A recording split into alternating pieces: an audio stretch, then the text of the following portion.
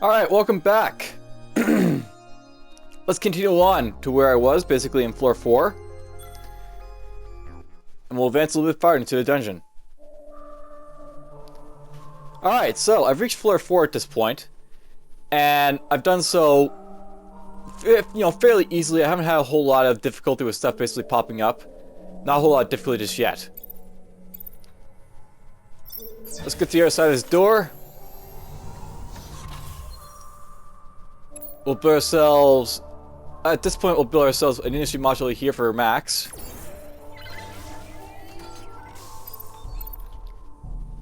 We'll go down and check one of these doors down here next to the crystal.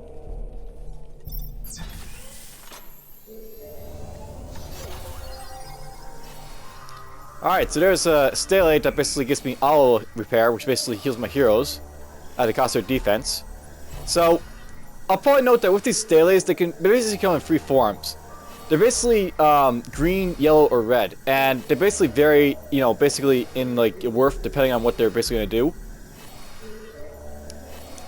This Stalate here is considered to be like sort of like a good Stalate, so it basically gives you like health regen for your minor modules, but they have no defense as a result. So basically, your minor modules will basically regenerate a little bit, which is good.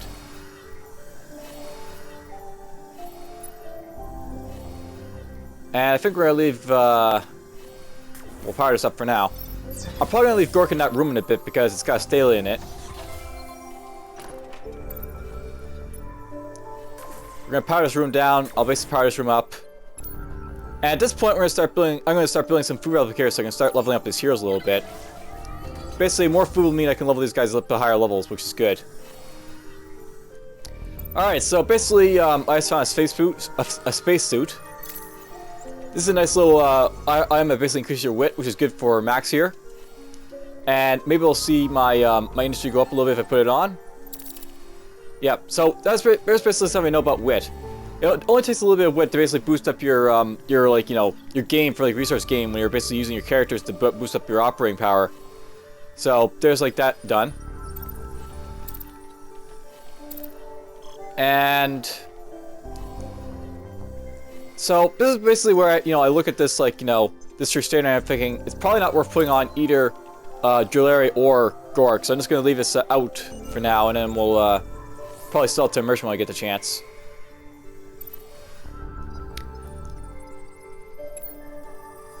Alright, so I'll note that I'm not too happy with like my minor module placement. Something to note is that it's very important to have rooms with lots of minor module slots, so you basically build lots of defense. And in this case, we can only build like 3 minor module slots here, or here, which is not that good. And as a result, I'm going to basically build 3 of these Tesla modules. I could build Prison Prods if I want to, but as you get further on, you want to build better and better defenses. And specifically for Max here, I want to make sure that he's not going to get overwhelmed, because he's kind of weak. As I've basically seen, you've probably seen this from like the first 3 floors I've done with him. He's like the first that'll probably die if I'm not careful.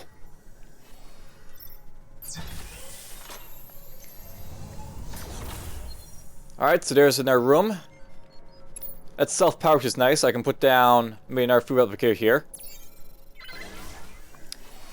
I got a little bit more power over here, so let's power this up. So I can move Gork maybe over to Max over here for now.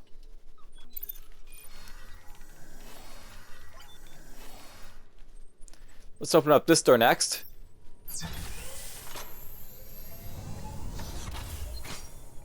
Alright, so here's a type of mob that'll basically go after minor modules. And there's a leaper up there. These are like your first example of like probably mobs that'll go after minor module slots. And what they'll do is they won't actually damage them, but they'll basically slow them down. So like they're basically your first nuisance mob, so to speak. They'll basically hinder your ability to basically defend yourself with minor modules. And let's build a science creator.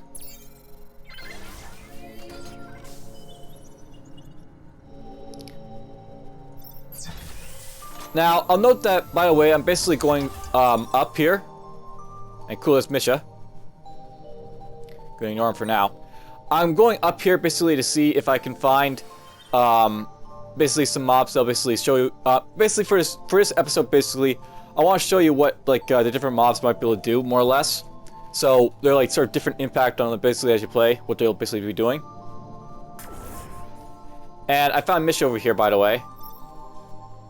So if you have like the Australian DLC, Misha's possibly a character you can recruit along with the other Team Fortress 2 heroes. I'm not going to recruit him because he's probably not going to be a character that you have locked if he is locked for you.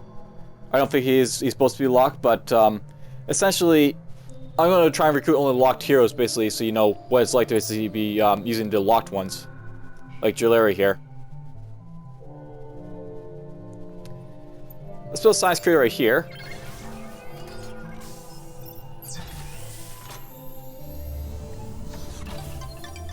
And there's Nanor. He's a good candidate to recruit. So let's recruit him right now. And I'm actually going to put the restrainer on him because he doesn't actually have very high DPS. Move him down over here for now.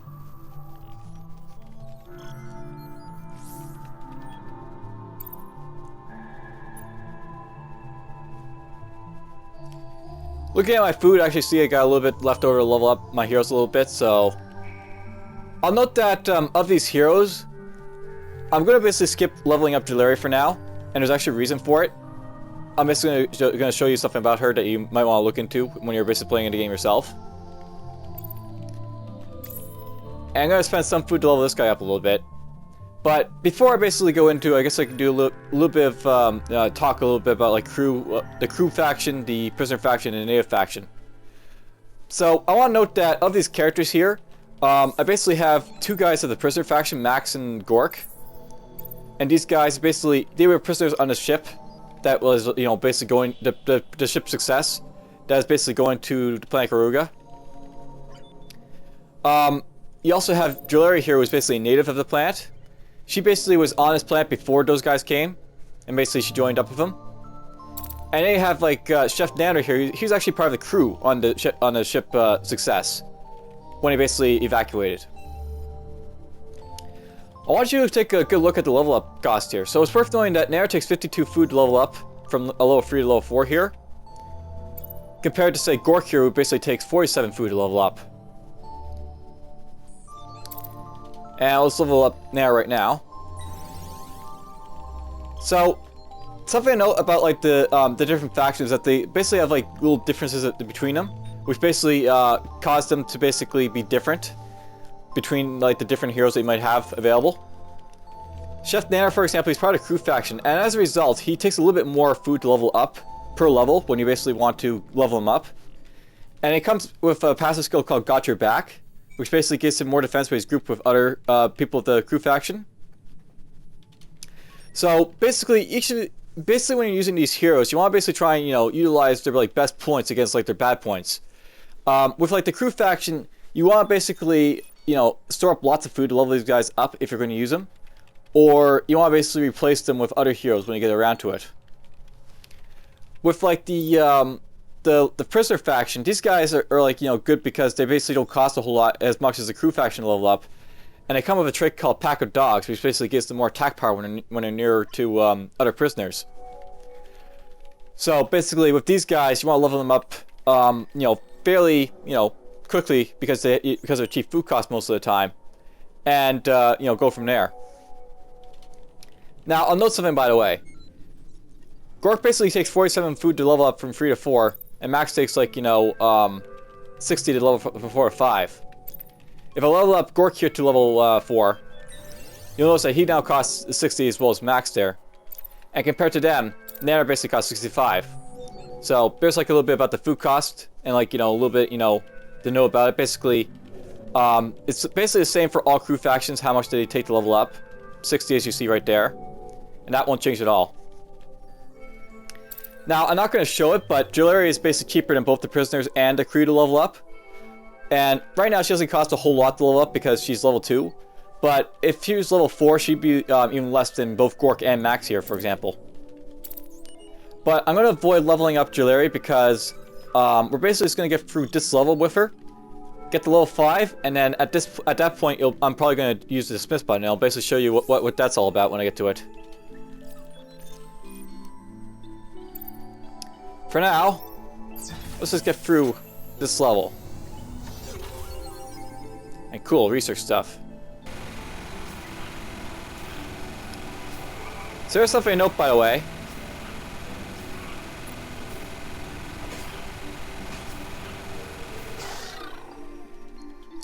I'll note that Misha got attacked there. Something to note is that the heroes that you can basically recruit in a dungeon are attackable. So you want to be very careful when you basically leave them out in a wilderness like this, because they can be attacked. And the Leaper there, as you saw, will attack these guys if they're out in the open. I don't think the Leapers will actually directly go after them if they're, like, you know, on the map, but if they run across them, they'll start attacking them, those guys. Alright, so I'll note that we don't have access to the Tesla module or any, like, good, you know, modules that I want to basically start researching right now. But I do have access to the smoking gun. This is another good defense weapon that you can basically make use of. And I'm going to start researching it now. It's sort of like the Tesla coil, but it's a little bit different how it basically works. In that, as you can see, it basically targets special monsters over module or anti-hero monsters. And I'll note that the smoking gun is like a really good weapon for like burst damage.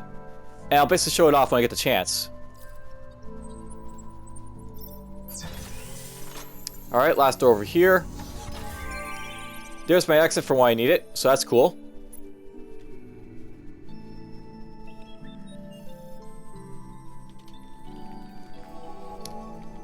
And this is a good point maybe to level up my heroes a little bit more, so... Let's go to Gork here and we'll level up to level 5. I'll note that when you get Gork to level 5, you get some very nice ability called Warcry. This is a really awesome ability for Gork. You have weak characters around like Max, and I'll show it off when I get the chance to. Let's open up these doors over here, I guess.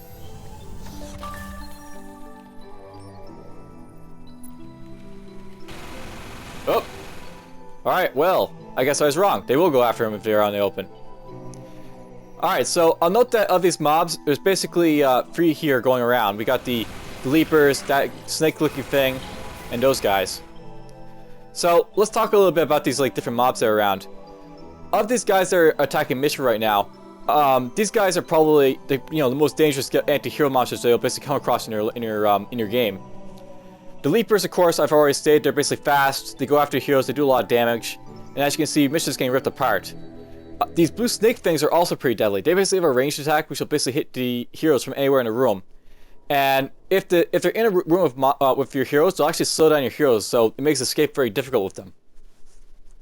So, we're probably going to see Misha get killed here, which is unfortunate for Misha, but I wasn't planning to recruit him anyway, so it's all fine, I guess. So let's unpause and we'll just watch the monsters rip Misha apart.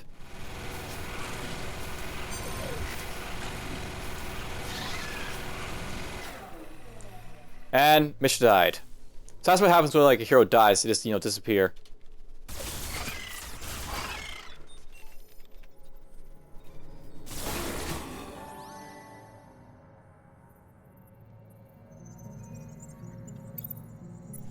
Alright, I'm going to take Jaloria up here to get that dust that was dropped.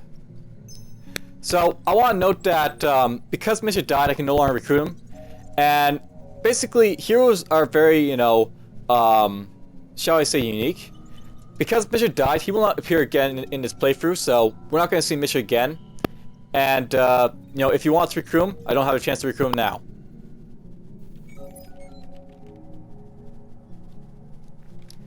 Now, I'll note that I'm actually thinking about doing this right now. We're going to build a bunch of prisoner prods up these corridors for now. These will help serve as a sort of like, ability to kill off these monsters that'll be coming after me.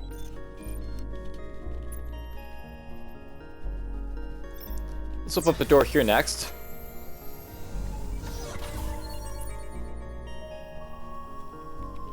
And notice I'm sending Jaloria back to his room with the other heroes at this point. It's a good way to basically maximize your ability to basically kill stuff. Put them all your heroes in a single room. And there's Necrophage will go after your crystal. So basically, here's how these green blobs work. They'll basically sit in your turrets and prevent them from being able to operate as well as they do. Now, note that these things have blue bars above them, these prisoner prods. Your modules do have health, and this actually indicates how much health these modules have. So those green blobs, they don't really hurt your turrets, but as I sort of said, they basically slow them down. So that's basically how they work. Let's do a bit of research since I have access to this now. Alright, so remember when I said basically if like, you know, you have an SD blaster in a shop and like there's nothing here you want? And I suggest you use reset researches. So this is what I'm going to do right now. This basically costs me 10 research to do as opposed to all this stuff. And when you basically click it, it'll basically reset your modules so you can basically choose other stuff if you want. Now, unfortunately, this didn't give me a good, you know, reshuffle to very good things. And as you see, it actually gets a little bit more expensive to reset your researches every single time you do it. So if I do this again, it'll basically reset again. Now, this time around we have Crystal Prod 4, which is actually fairly decent. So I'll start researching that, and we'll go from there.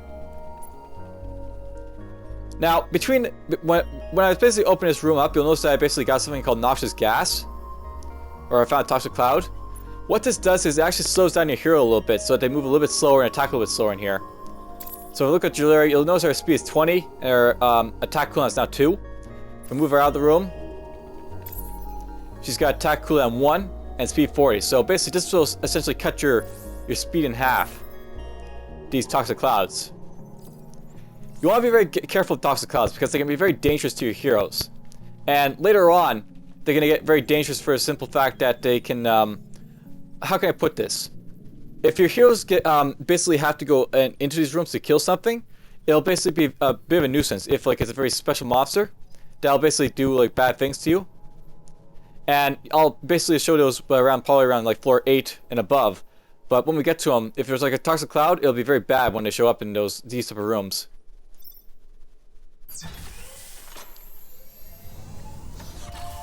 And there's a merchant.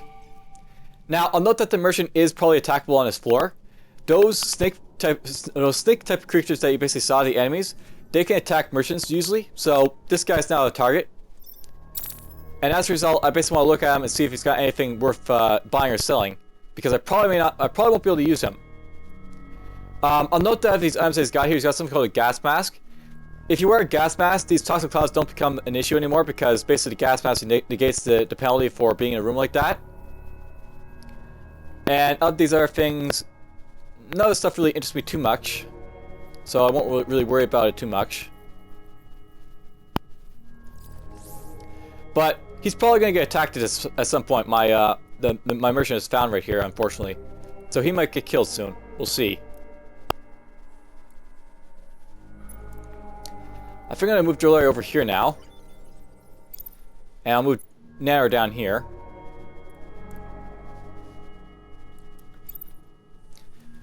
We'll just power up one of the rooms over here, and I'm going to open a door over here this time.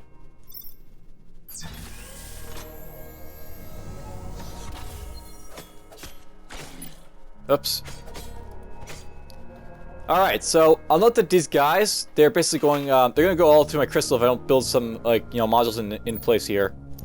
These green globs, they'll basically go after minor modules first, but if there's, like, you know, a crystal in the way, then they'll probably go after the crystal. So we'll do this. And this will actually cause me to change course to the minor modules in the room.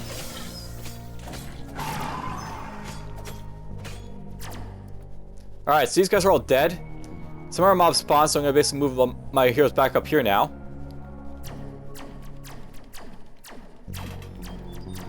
I got the guys going after my crystal now.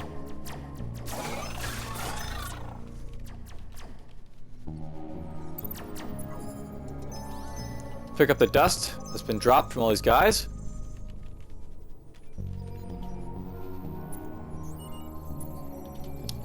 I'm actually going to leave these doors open. Or, not open, but I'm not going to use those doors for a little bit.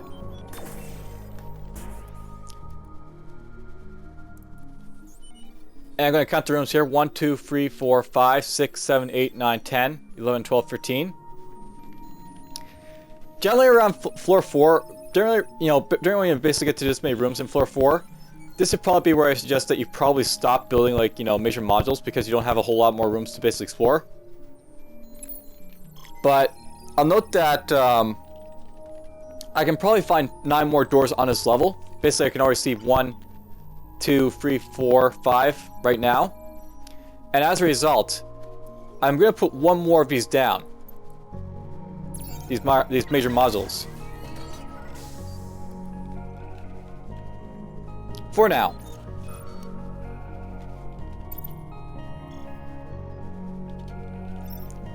Let's open up this door next. And we'll run in here.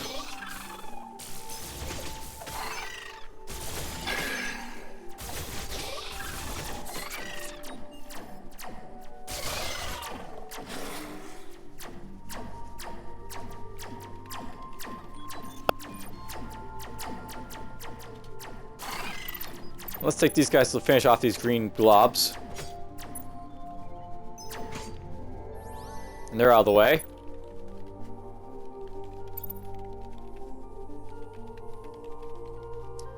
Alright, let's go down here. I'll bring in Nanor too, just in case. So, there's something to note about the rooms in this dungeon, by the way. You notice that over here, these like doors are very close to each other. And it's actually a good indication that these doors are probably linked to the same room. So, rooms can meet up like this sometimes. Oh, move over here.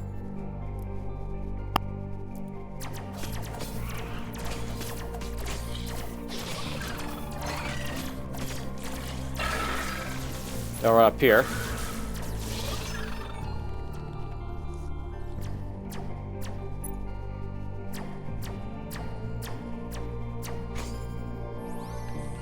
Alright, so that's done.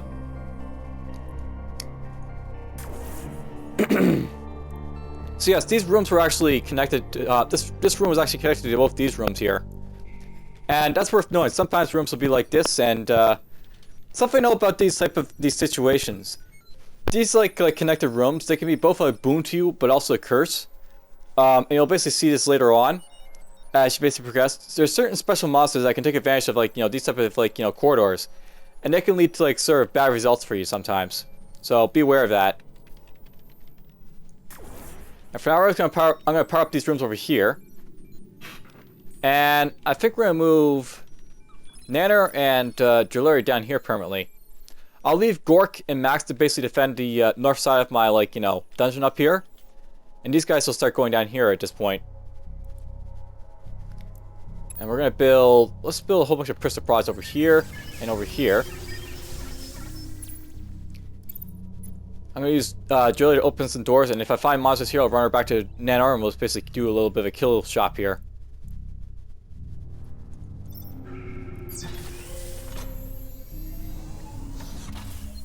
Yep, monsters again.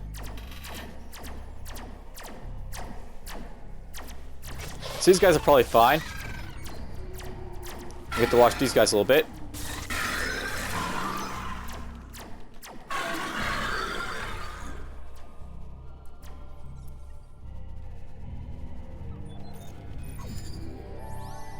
Alright, well, there was a monster somewhere, but it just got killed now, so we're good.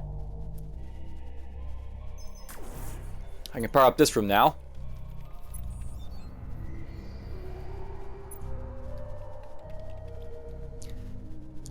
I figure probably good to level up my heroes a little bit more, so let's level up Nanor here up to level 5. Now, I'll note by the way, I'm leveling up Nanor here up these levels because it actually gives him access to his active abilities here.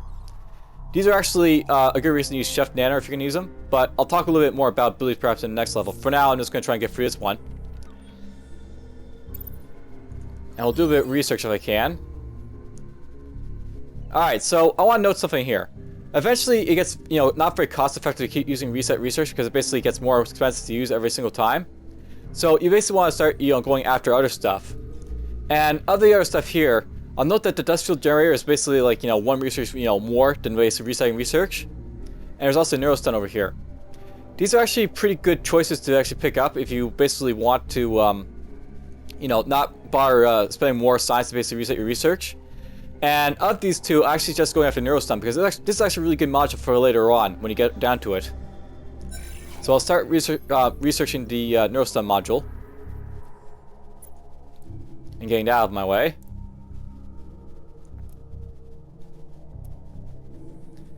I'm actually going to power up a room over here, I think.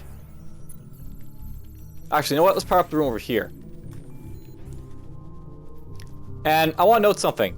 These doors that are basically, between the merchant and this room here, this counts as another door to basically, get resources and, like, get more research done. So these doors, they can be like a good blessing, because if you basically have, like, a little bit more, like, resources that you want to get, or some research to get done, these can let you do it. So we're going to open this from right here. That'll get my resources. Let's move you back here. Now, I want to note something. If you do open a door like this, it's still possible for waves of monsters to spawn. So that could have happened, but it didn't.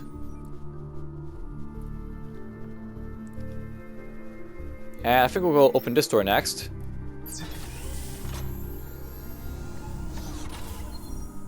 There's another toxic cloud here.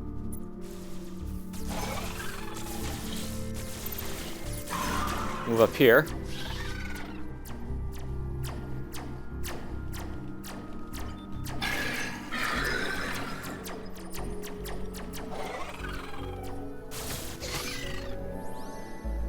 Alright, let's get this dust out of the way. I mean, lots of dust, which I'm quite happy about. I think I'll actually use it to power up rooms right here and right here. So, there's only one passage of doors I can go after this point down here. I think we're going to take Jewelry and Nanor over here again. So, in hindsight to the fact that, there's monsters that can go, like, after my modules and stuff, it probably makes sense for me to put down maybe a few prison prods right here. These will help serve as a deterrent to, like, things attack my crystal, as well as help me kill stuff that'll basically hit me here too. So there's a reason I'm building these. Let's open up this door and run back into his room.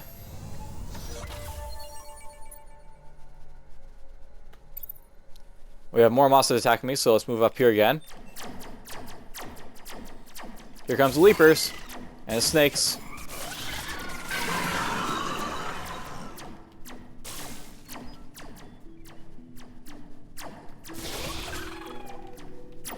Alright, let's move up here.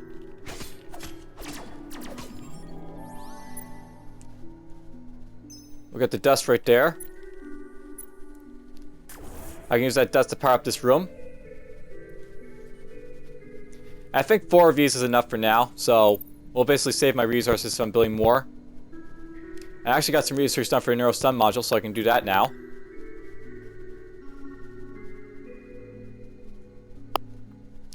And while we're at it, I should probably level up Max to level 5. So we'll go do that. We'll get him Pilfer.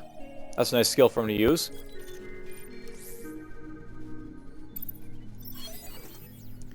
And I can get the smoking gun too, so I'll do that.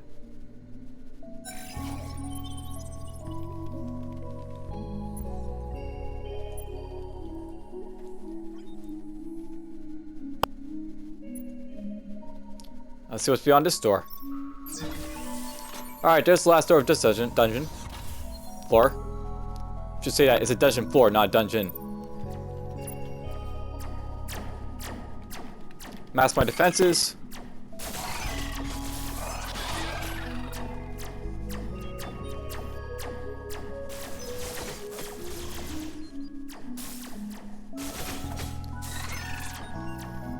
Let's go finish him off.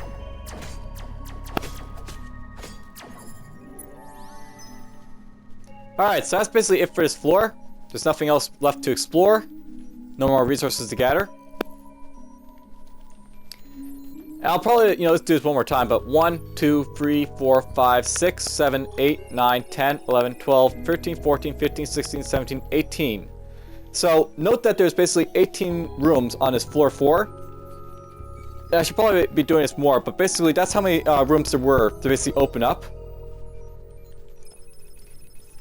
So I'll note that I probably didn't actually get my resources back when I actually put this this science module down. But I did get a little more science, so there's that. Alright, so at this point it's time to get out of this dungeon. I think we'll have Max, Gork, and Nanor get up to the entrance here. And let's power down this room over here. Now power down this room over here. Now basically cause them also have to spawn from these areas instead of up here. I'm going to do one more check of immersion here. Now it's worth knowing that if you're leaving a level and you have a merchant alive, it's usually a good idea to sell anything that you may not want. I don't have anything to sell right now, but it's always a good idea to check for your merchant to see if there's anything that you really, really want to take with you, or, you know, leave behind. And I'll note that of these things that he's got in here, the guard uniform is actually something that I may want to take. This will provide a little more defense and a little bit more HP for my characters, so it's a good buy. And we're going to do that over to the strainer here. And I'll sell this off because I don't really care about it. And there's now basically now in his inventory for sale. And I think that's all we're going to do with the merchant here.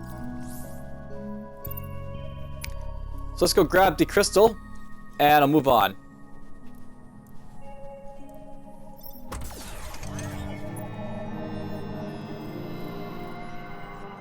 So we got some guys coming here and over here. They won't get far.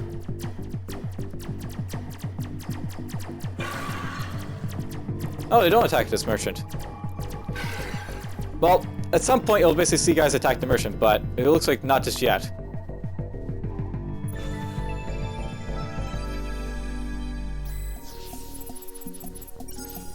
Alright, so there's this floor out of the way.